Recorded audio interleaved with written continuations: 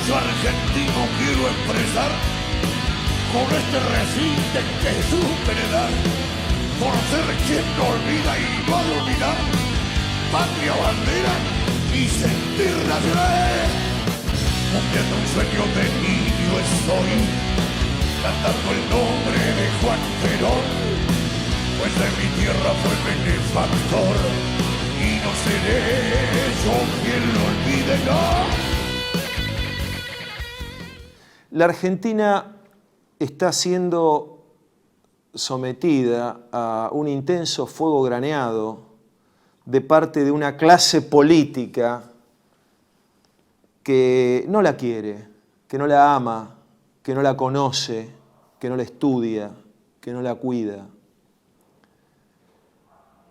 No solo estoy hablando del presidente, estoy hablando sí del presidente, pero estoy hablando también de los opositores que en rigor le hacen el juego a la política de entrega de la nación encarnada por el presidente. ¿Cómo es posible que cada vez que el presidente Milei comienza a tener una baja en las encuestas o en la consideración pública y comienza de algún modo a ver un horizonte de crisis social inducido por el desastre económico en el que estamos, reaparecen Cristina, Máximo? Reaparecen ¿por qué? Porque les son funcionales. Lo único que aspira a Cristina es algo que Milei está dispuesta a dar, que es la ampliación de la Corte Suprema, el nombramiento del juez Lijo. Y es la verdadera tranca. ¿Para qué? Para el surgimiento de una solución a la crisis política del peronismo, al punto tal que es muy posible que el peronismo no se recupere más. Ahora, ¿en qué se apoya esto? ¿Es una contradicción? No, no es una contradicción. Son las dos cabezas de la misma víbora. El mismo modelo humano, descreído, nihilista, relativista, anómico, es decir, sin normas, regido por la anomia, el ánomos, el mismo modelo humano que está en Milei es el que preparó el gobierno de Cristina y sobre todo su orientación contracultural, por supuesto, continuada por el gobierno de Alberto Fernández. Esa es la progresía contracultural. Para ellos no existe lo bueno, no existe lo verdadero, no existe lo bello, no existe lo justo. Para ellos existe solamente el deseo. Por eso en una misma sociedad que celebra cuando una ecografía detecta un embrión humano, viendo que hay vida humana, esa misma sociedad, cuando en otra gente ve el embrión, lo hace abortar. Y el Estado genera todas las posibilidades para abortarlo. Eso significa que no importa el embrión humano y la persona humana en sí, lo que importa es el deseo. Y el deseo, como condición y principio, es el principio del egoísmo, es el principio liberal, es el principio de Milei y es el principio de la progresía. El mismo Estado que Cristina y Alberto Fernández infartaron con empleados públicos es el mismo que Milei está amputando y demoliendo. El mismo modelo humano cuya orientación está puramente guiada por sus deseos subjetivos, sin atención a los ordenamientos objetivos, la familia, el barrio, el municipio, la comunidad. Está ese mismo modelo en el progresismo y en el liberalismo. hay una continuidad en la misma anomia entre Cristina y Milei. La anomia es la anomia que instalaron en la sociedad argentina. Pero nosotros, junto a muchos otros, detectamos ese problema y trabajamos para restaurar, como decía el general Perón en la Comunidad Organizada, el sentido de la norma, que es un sentido de proporción, un anhelo de armonía y un reconocimiento de que hay verdad y que esa verdad es finalmente la patentización de la realidad. Nosotros nos enfrentamos a una misma ideología de base, el subjetivismo relativista, y lo hacemos con una filosofía clásica que hunde sus raíces en Grecia, en Roma, y que ha llegado hasta nosotros a través de España y que luego ha sido continuada por los grandes libertadores de América. Y no seré yo quien lo olvide, no. Bueno, una nueva emisión de Renacimiento Nacional, aquí con Hugo Melgarejo, el programa de Hugo, como a mí me gusta llamarlo. Bueno, hoy tenemos un invitado muy especial, todos nuestros invitados lo son. Hoy tenemos al profesor Bernard Notan. Él es doctor en economía, tiene 2 doctorados en economía. Uno hecho en la Universidad París-Dauphine y el otro en la Universidad Paul Cézanne, Francia. Tiene un libro muy importante, 2 libros al menos que yo conozco, La Revolución Francesa y sus paradojas, y el otro editado por la editorial chilena Ignacio Carrera Pinto, Supraclase Mundial de la oligarquía delincuente al occidentalismo. Es un autor prolífico, es profesor en la Universidad Autónoma de Guadalajara, México, escribe y publica en diversas revistas, una de las cuales es la revista Ciudad de los Césares, la revista chilena de cultura y política alternativas. Bernard, para nosotros es un honor tenerte en nuestro programa. Buenas tardes a todos, y también para mí es un placer poder platicar con personas que conocen muchos problemas, porque la situación de las oligarquías mundiales afecta a todo el mundo, entonces hay que guardar ánimo y como decía el emperador Marco Aurelio, cada día cuando uno se levanta debe saber que va a cruzar un tarado, un imbécil, un canalla, pero afortunadamente encontramos aussi buenas personas. Enhorabuena que traigas a Marco Aurelio a colación. Bueno, Bernard, vamos a empezar, como vos sos un hombre, además de economista, de una vasta cultura, yo suelo leer muchos de tus artículos, queríamos preguntarte cómo ves la situación mundial, así globalmente.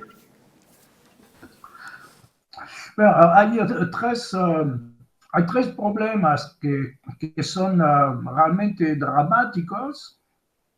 El primer problema es la despoblación. El segundo problema es la acumulación de deudas, que seguramente van a terminar en ruinas, inflaciones, eventualmente la Tercera Guerra Mundial. Y después el tercer problema dramático es la Inquisición brutal, vulgar, obscena por parte de los grupos de devotos veterotestamentarios, que han reinstalado la Inquisición en todas las partes del mundo que controlan. Entonces, se ve un fin de siglo, un fin de mundo muy difícil y para los que se quedan de jóvenes, este siglo va a ser realmente pesado para vivir con dignidad, porque la preocupación es siempre la misma, cómo comportarse de manera digna cuando la tiranía se instala, cuando la pobreza regresa y cuando hay la voluntad de matar a una parte más importante de la población. Alors, la despoblación es por parte un fenómeno natural, ¿no? Es la transición demográfica, como se explica en todos los cursos de economía, el aumento del nivel de vida hace que poco a poco la gente reduce la natalidad y poco a poco el régimen demográfico cambia. El feminismo ha desarrollado la voluntad de mandar a las mujeres en el mercado del trabajo y una vez que las mujeres salen del nido, si podemos decirlo así, no regresan. Entonces, la fecundidad baja. Hay así un fenómeno natural que pasa por todos lados, todavía salvo en África, que hace que poco a poco la población se estabiliza. Pero la situación es un poco más difícil porque la transición ha terminado en varios países y a la fecha es realmente la despoblación que empezó. Alors, es el caso de China, la población que muere supera la población que nace. Es el caso en países como Corea del Sur y es igual en Europa. Alors, las consecuencias es que poco a poco no habrá crecimiento. Sabemos que para que haya crecimiento económico se necesita población joven que necesita comprar cosas y población activa, productiva.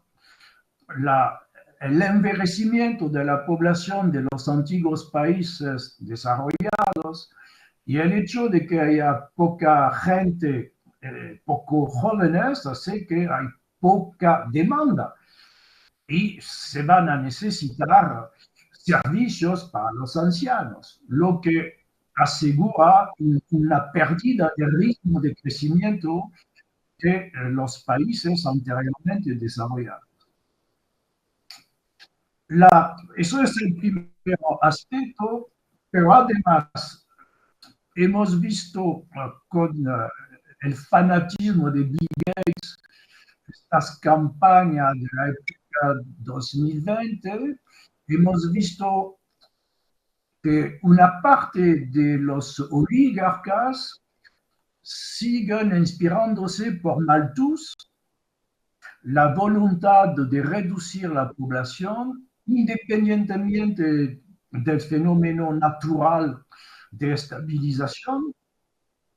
Malthus decía que había que luchar en contra de la población para evitar que haya demasiada gente. El Club de Roma en 1972 había retomado este tema y Bill Gates, tenemos su grabación de hace más de 10 años, una conferencia con gente de su categoría, dijo tranquilamente, para despoblar,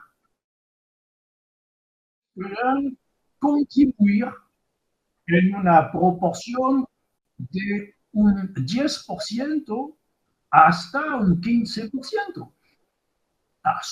Sobre 8.000 millones de personas actualmente, 10% son millones.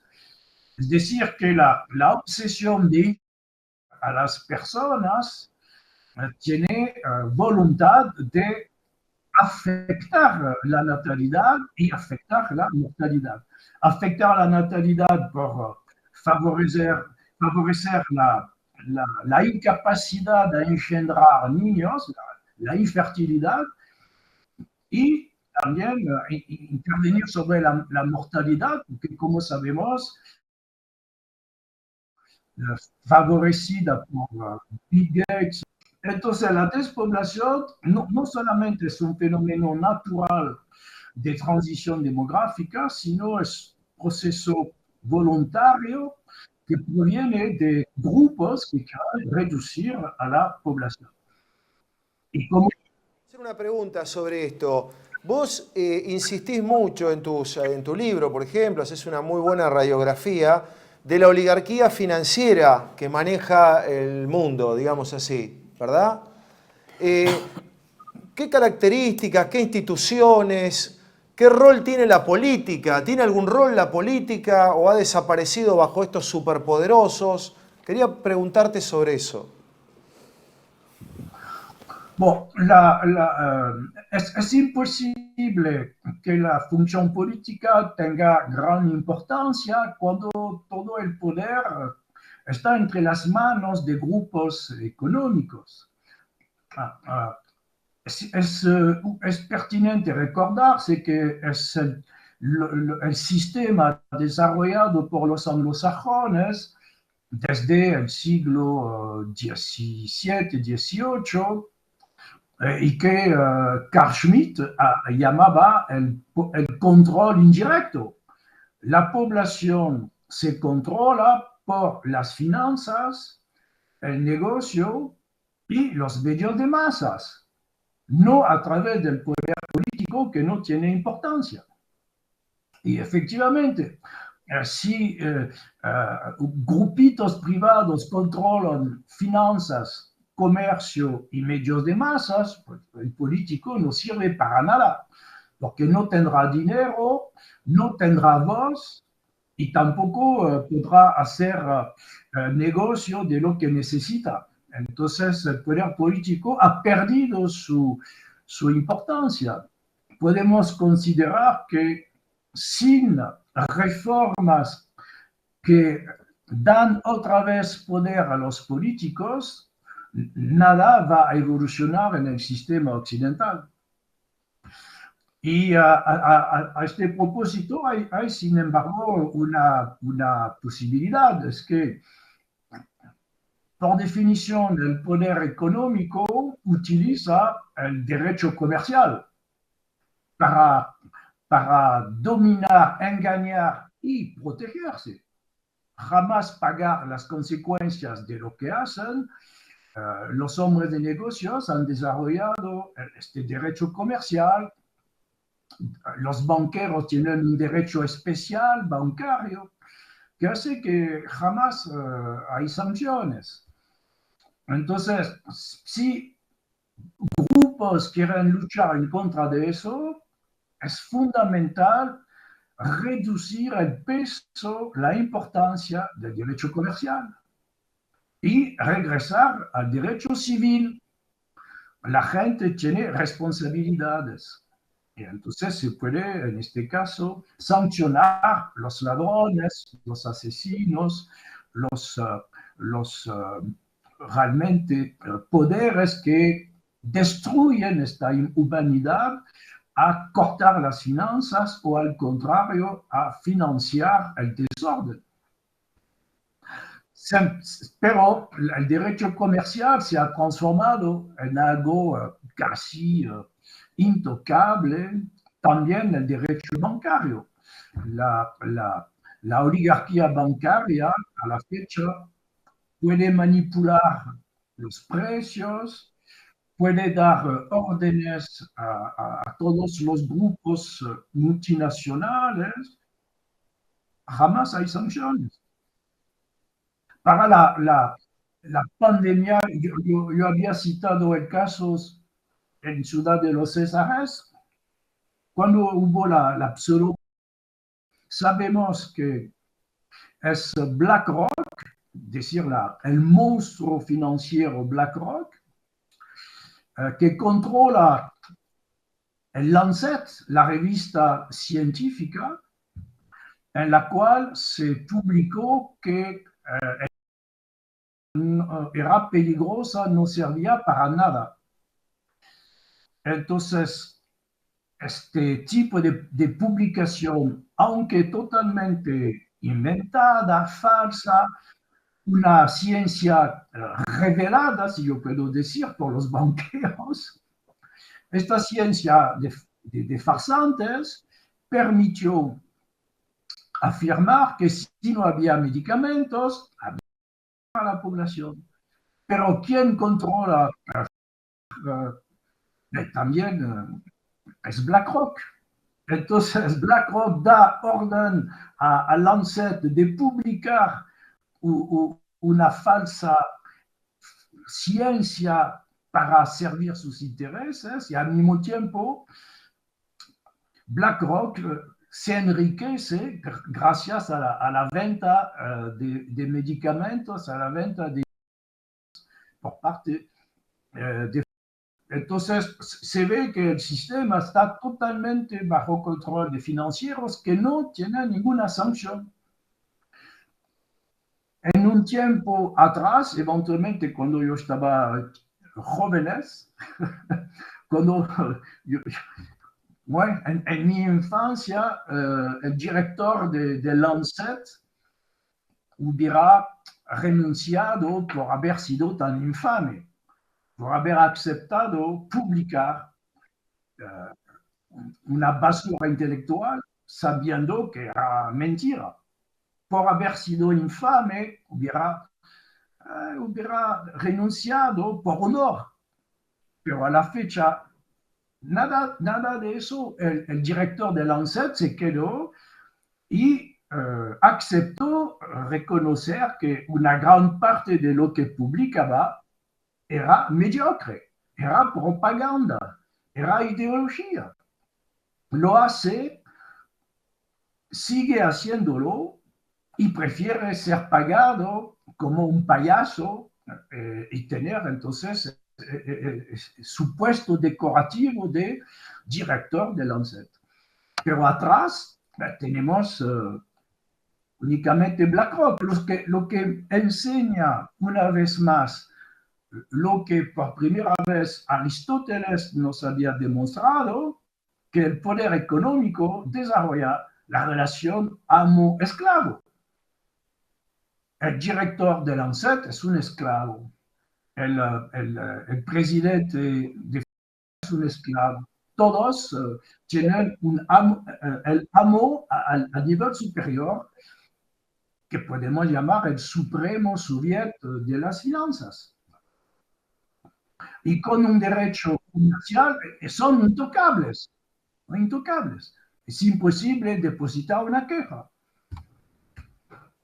De organizaciones discretas, ¿no? Que no sabemos quiénes son los dueños, ¿no? Solo se muestran algunos personajes, 4 o 5 más o menos conocidos, pero que realmente hay detrás una oligarquía, ¿no? ¿Cómo hemos llegado a esto? La metodología se ha desarrollado de manera sistemática después de la Segunda Guerra Mundial a través de lo que se llaman los paraísos fiscales.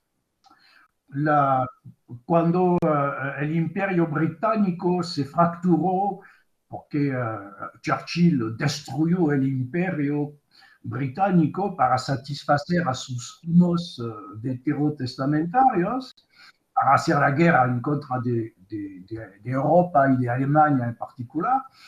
Entonces, a terminar con el imperio, los traficantes de la City de Londres han organizado paraísos fiscales, islas, lugares en que hay la ausencia total de control, la ausencia total de impuestos, la ausencia total de investigaciones, y las empresas que se registran en los paraísos fiscales tienen como accionistas la estructura que se llama el trust, y el trust es una estructura en que todo es secreto. Es imposible saber cuáles son las personas. Ahora, con este sistema, efectivamente, como ustedes dicen, es imposible saber quién controla realmente las cosas. Lo que sabemos es que el tipo que da la cara como administrador de BlackRock es un tal Larry Fink, algo así. Pero tiene accionistas. Y los accionistas son grupos registrados en paraísos fiscales. Y en los paraísos fiscales hay trustees totalmente secretos. Al final, pudiéramos decir, hay 40 personas, 40 grupos o una sola persona que tiene la propiedad de todo. No se sabe, es imposible. Enfin, para nosotros es imposible saber. El mito del libre mercado, de la mano invisible, de todas estas cosas que nos quisieron de vuelta hacer creer después de los 90, ¿no? De la caída del muro. Pero la mano invisible funciona en los pequeños, en la clase media. La hemos visto funcionar después de la Segunda Guerra Mundial, cuando se reanimó la economía en Francia, en Italia, en Alemania. Había muchos negociantes, pequeñas empresas, las ciudades tenían vida, había muchos negocios y sí, entre ellos había un poco de competencia porque había diversidad de talentos, de servicios. Pero es que también había una protección del mercado por parte de las autoridades. Una vez que se abre el mercado, lentamente todo este grupo de clase media se hace eliminar a favor de los que tienen o más astucia o más fondos o mejores abogados para engañar, hacen mejor publicidad. Y poco a poco es lo que hemos visto. En primer lugar, la apertura al mercado común y después toda Europa, y a la fecha pues son las multinacionales que controlan todo y efectivamente no hay competencia. No hay competencia entre las multinacionales porque todas tienen el mismo amo a la fecha, los fondos financieros, como y son 4 o 5, BlackRock, Vanguard, State Street, Fidelity, son 4 o 5. Y eso es el Soviet Supremo. Entonces las multinacionales toman en cuenta este tipo de poder y es una estructura vertical, de tal manera que en cada país, a la fecha, hay la autoridad económica, hay el poder económico que da sus órdenes. Es la razón por la cual horizontalmente todo está aplastado. Poco a poco la clase media está aplastada porque la clase media funcionaba sobre justamente un poco de competencia a nivel horizontal dentro de la ciudad, dentro del país, pero no en contra de la humanidad, efectivamente, no luchaban en contra del mundo. Entonces, como siempre, la propaganda sobre el libre comercio puede tener un momento en que funciona en una zona, pero no es ni un dogma que va siempre manifestarse, ni es una realidad que puede durar. Una vez que se abre fronteras, las cosas rápidamente cambian y poco a poco, sobre todo, son los que tienen más finanzas, los que tienen más publicidad, que poco a poco eliminan a los demás. En ese sentido, Entonces, hay que, digamos, ¿cuál es el papel del Estado? Donde el poder de estas organizaciones discretas es tan grande, ¿no? alors, hay que tomar el riesgo de ser un poco dramático. El Estado se ha transformado en el enemigo de su población. El Estado es una estructura criminal. Se dedica a asesinar a la gente que piensa mal,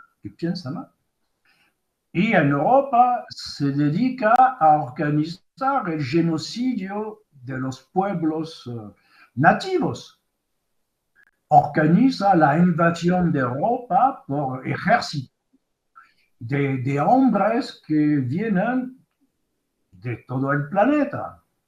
Hay bípedos que llegan de todo el orbe, África, Magreb, Pakistán, Siria, todos lados. Y es el Estado que instala eso, porque el Estado sirve a matar el pueblo autóctono. El Estado es la estructura de cipayos que los anglosajones manejan muy bien, tienen una larga experiencia, y lo que hicieron en la India, utilizar una parte de la población autóctona para transformarla en esclavos que van a pegar su propio pueblo. Este ejemplo de los cipayos vale a la fecha en Europa. La gente que tiene poder son esclavos que tienen como misión acabar con los europeos, porque los europeos fueron demasiado rebeldes, no se han prosternado suficientemente ante la raza elegida de los veterotestamentarios. Eventualmente podemos escuchar lo que dice este jefe de Israel, Netanyahu, cuando habla de los palestinos, son Amalek o son animales. Es muy probable que eso vale para todo el mundo, vale para los europeos realmente. La más Acá nos piden un corte técnico de mitad de programa y continuamos con Bernard Nathan.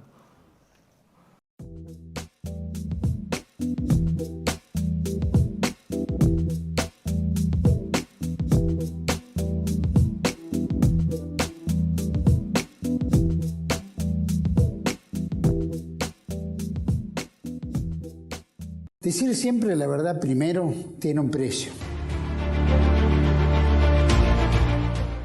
Dependemos de tu ayuda. TLB1, toda la verdad primero.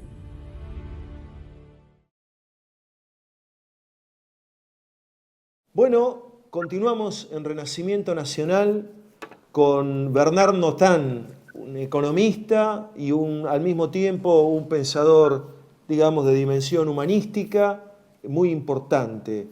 Él se encuentra en este momento en México. Bernard, queríamos preguntarte, ya que hiciste un diagnóstico, digamos, contundente sobre el dominio de la oligarquía financiera mundial, bueno, acerca de vos, que sos, si bien estás viviendo en México hace unos cuantos años, donde te dedicás a la docencia y demás, ¿cómo ves el surgimiento de estos movimientos nacionalistas europeos que, bueno, avanzan, retroceden, en fin? Queríamos preguntarte sobre ese tema.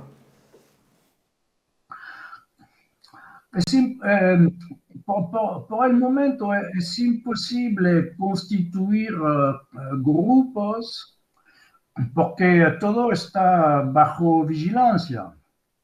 la población está totalmente, podemos decir, es como un gulag. La población está vigilada como si viviera en un gulag porque tiene espionaje a través de su celular, tiene espionaje a través de internet, tiene espionaje a través de lo que compra, a través la relación con el Estado cada vez que se necesita un documento, tiene espionaje de sus datos de salud a través del seguro social, que en realidad pide informaciones para entregar a no se sabe quién, de tal manera que si uno de nosotros tuviera la posibilidad de dirigirse hacia los servicios especiales y pedirles cuál es la cantidad de datos que los servicios especiales tienen sobre nosotros, sobre mí, por ejemplo.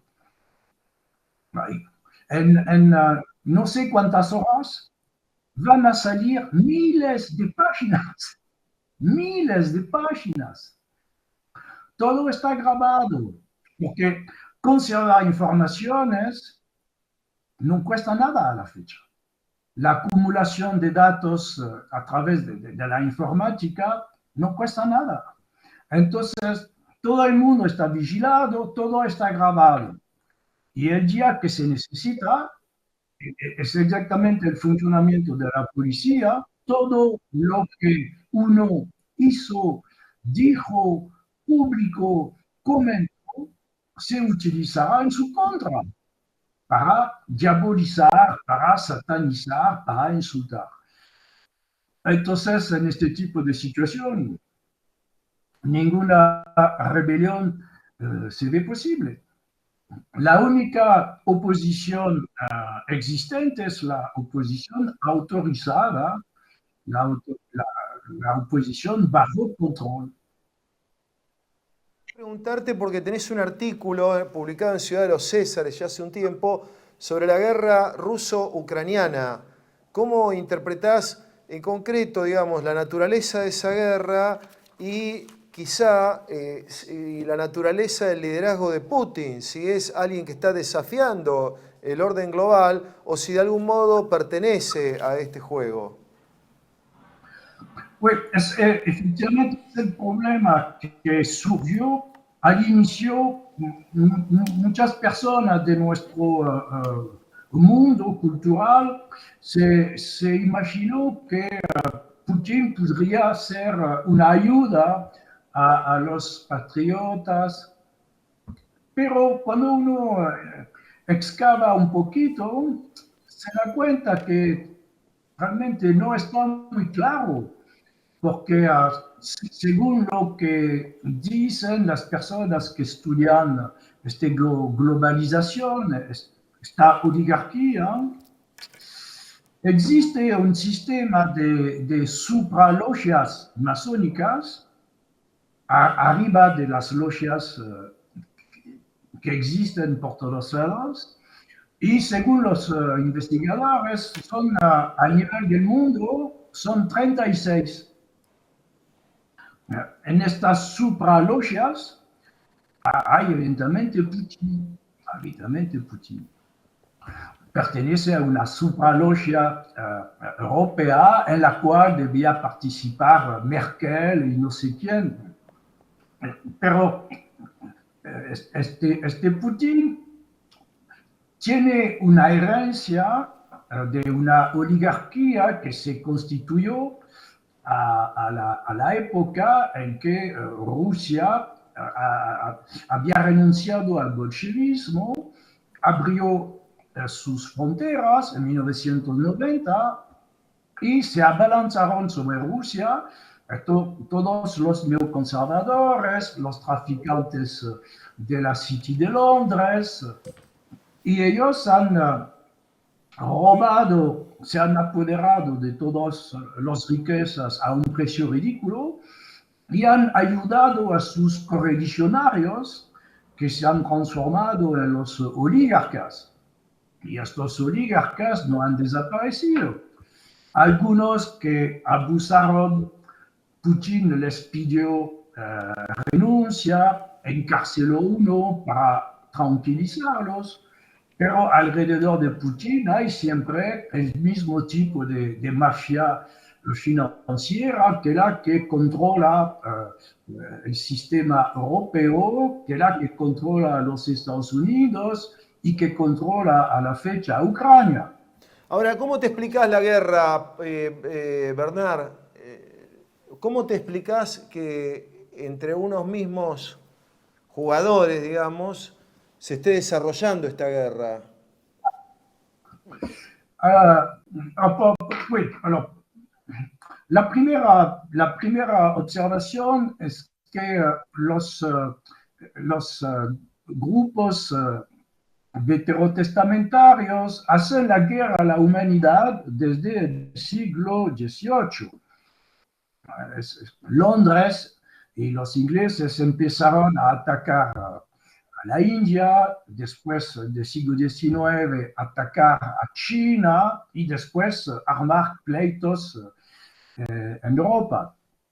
Entonces es la idea que transmitió mejor para nosotros el famoso Orwell en 1984.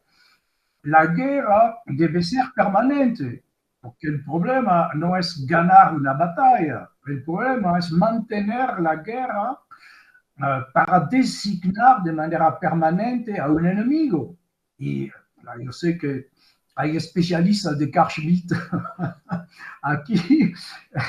Entonces, la oligarquía globalista busca agrupar gente en contra de un enemigo común, y entonces a levantar otra vez un conflicto en Ucrania han permitido hacer entrar Europa dentro del conflicto, a engañar a los nacionalistas que se han colocado del lado de las crápulas como Zelensky y de la oligarquía que lo controla, de buena fe seguramente. Pero la idea es agrupar gente diferente que eventualmente no se aprecian mutuamente, pero aceptan entrar en lucha en contra de un enemigo común. Y a la fecha el enemigo común es Putin, y Putin acepta esta función, porque es una parte del juego orwelliano. Siempre hay que tener una guerra, porque la guerra permite estabilizar la estructura social. Para quedarse en el poder, lo más sencillo es que haya siempre guerras. Entonces, las medidas que se toman permiten hacer obedecer a la gente. Y la estructura social se mantiene y la gente en el poder conserva el poder. Entonces, eso es la primera consideración fundamental sobre estas guerras. Pero también hay un aspecto que debe relacionarse más con los neoconservadores. Porque según lo que sabemos, estos neoconservadores son en realidad trotskistas. Y son trotskistas entonces que vinieron de los países del este una vez que Trotsky perdió en contra de Stalin. Entonces el odio de estos neoconservadores hacia Rusia viene de esta época. Como su referencia a Trotsky fue eliminada, sus discípulos, los fanáticos de sus métodos de destrucción, tienen odio, casi odio teológico, hacia Rusia. y quieren destruir a Rusia. Y los neoconservadores, que son trotskistas, han retomado esta línea de odio hacia Rusia, sobre todo que pensaron haber retomado el poder en Rusia en 1990, cuando Gorbachev renunció al sistema bolchevique y entregó todo a los oligarcas occidentales, bancos, multinacionales, que empezaron a enriquecer, a robar y a colocar en los puestos a sus correligionarios de Rusia. Como Putin se manifestó por parte en contra de algunos, pero también el odio puede renacer porque les quitó una parte de lo que habían robado. Lo que estos anglosajones habían robado a Rusia durante los 10 años realmente de saqueo, como algunas riquezas fueron retomadas por los rusos, y el odio casi teológico de ver la riqueza que normalmente debe pertenecer a la raza elegida, pues esta riqueza se va otra vez entre las manos de rusos. Eso es insoportable, eso les hace sufrir. Entonces hay que vengarse y armar conflicto en contra de Rusia. Entonces la primera idea, me parece la más fundamental, es la idea de Orwell. La guerra es permanente para que haya siempre un enemigo que permite armar grupos que si no sería de acuerdo entre ellos, pero se les da un enemigo común. Eso estabiliza la sociedad, eso destruye recursos y destruye seres humanos, además. Y en segundo lugar hay el odio de estos trotskistas neoconservadores para un país, o también Putin, que no acepta el estatuto sublime del trotskismo y no ha aceptado que el poder en Rusia pase totalmente a los occidentales, a la mafia globalista. Eso significa que la guerra no va a terminar y hasta podemos pensar que, teniendo en cuenta la histeria y el fanatismo de estos grupos, van a desembocar eventualmente una tercera guerra mundial. Porque la histeria crece, ¿no? A la fecha es bombardear Rusia con cohetes que vendrían directamente de los armamentos europeos o de los Estados Unidos a larga distancia para afectar eventualmente Moscú o a los rusos, y eso evidentemente va a desembocar en una nueva reacción. Esto puede terminar con un conflicto violento y retomamos en este caso el primer problema de la despoblación. Si hay conflictos, también hay despoblación. En Ucrania, en poco tiempo no habrá jóvenes, no habrá hombres, no habrá nadie. Entonces la mafia BlackRock, que ya compró las tierras agrícolas, las industrias que ha comprado todo, podrá instalar africanos, pakistaníes, hindús, otra vez, población que viene de cualquier parte, para eliminar problemas de cultura, de solidaridad, de potencia europea. Porque una vez que no hay europeos, efectivamente, en Europa la problemática de la potencia desaparece. Entonces, la situación seguramente está mal analizada por muchos de nuestros camaradas patriotas, porque es el arte de los anglosajones de hacer funcionar juntos grupos para luchar en contra de un enemigo común. Y este mecanismo de utilizar los patriotas de Ucrania para luchar en contra de Rusia bajo el mando de un tipo mediocre, de un canalla como este Zelensky, evidentemente es una prueba de ausencia de lucidez. No había que participar a este conflicto.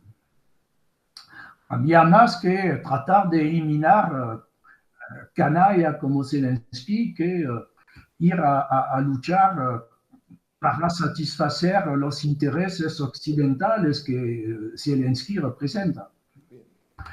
Y una vez que se mata a los jóvenes, su país de Ucrania, yo insisto, va a cubrirse de africanos, de gente de Afganistán, Pakistán, Siria, cualquier parte del mundo.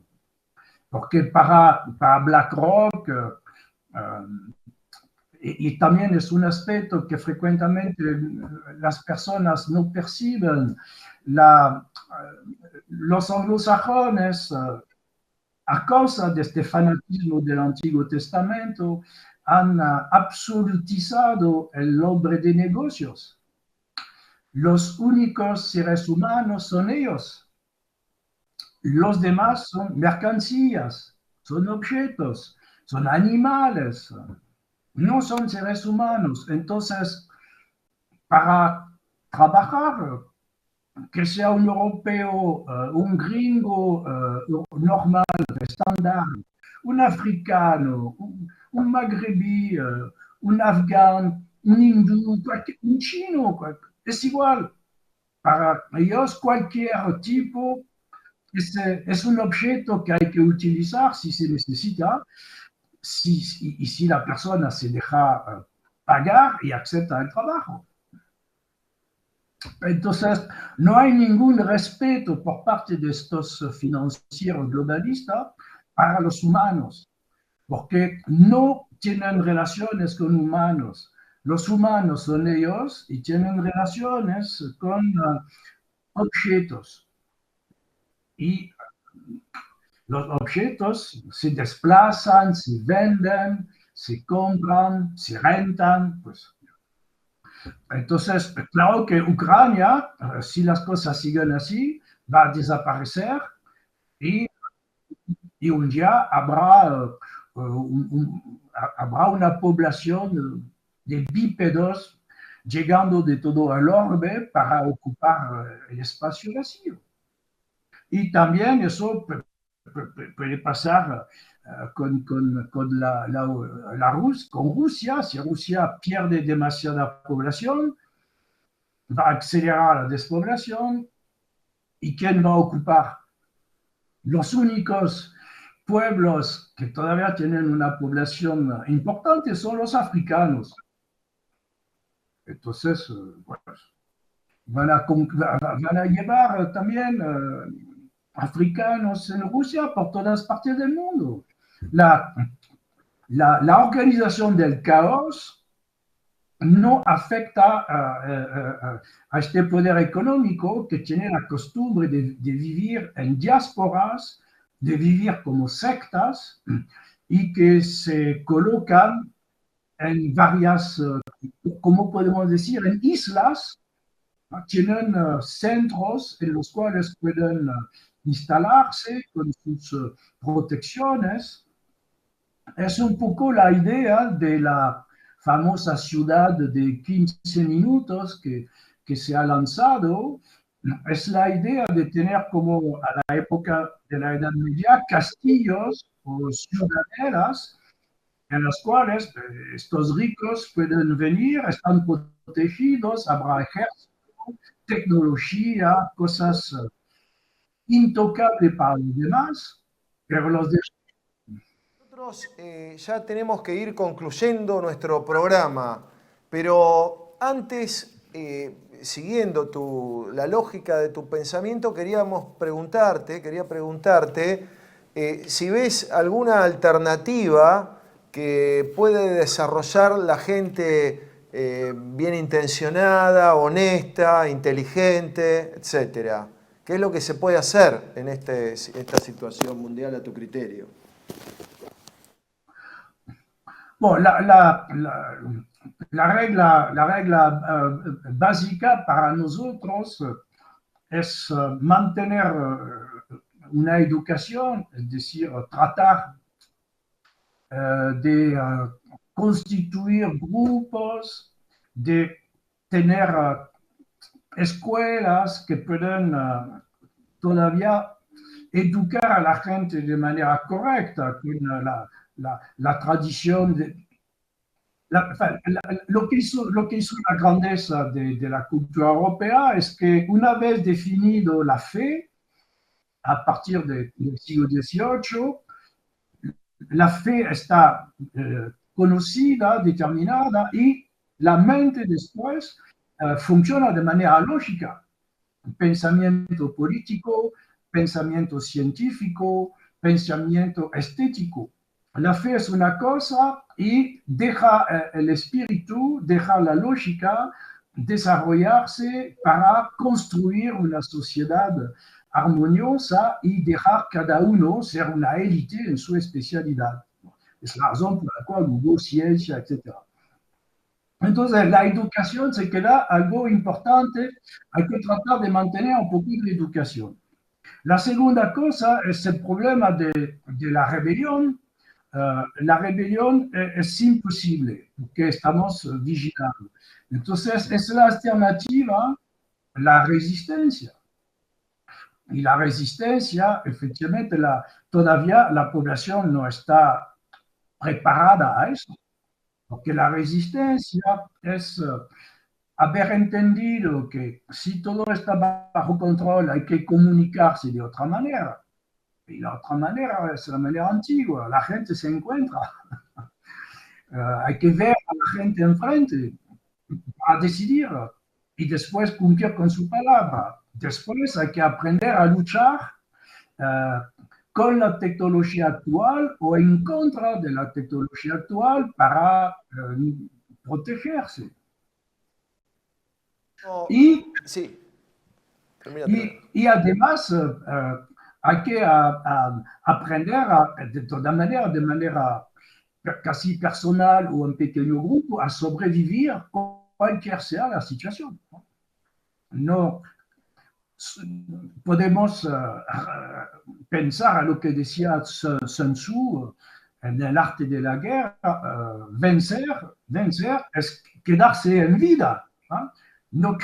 No hay que hacerse matar de manera estúpida, como los patriotas que se hacen masacrar a la fecha en Ucrania, y eso no sirve para nada.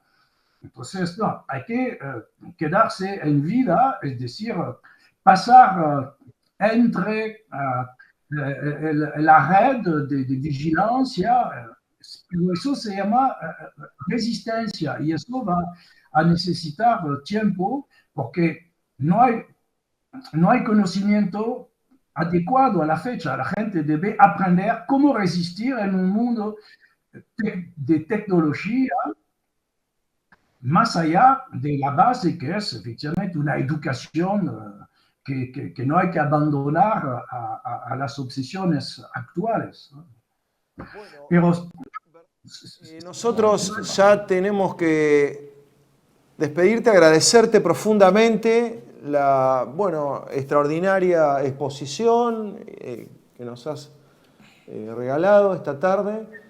Y bueno, desde ya a nuestros amigos y camaradas televidentes les enviamos un gran saludo y nos vemos en la próxima emisión de Renacimiento Nacional. Muchas gracias.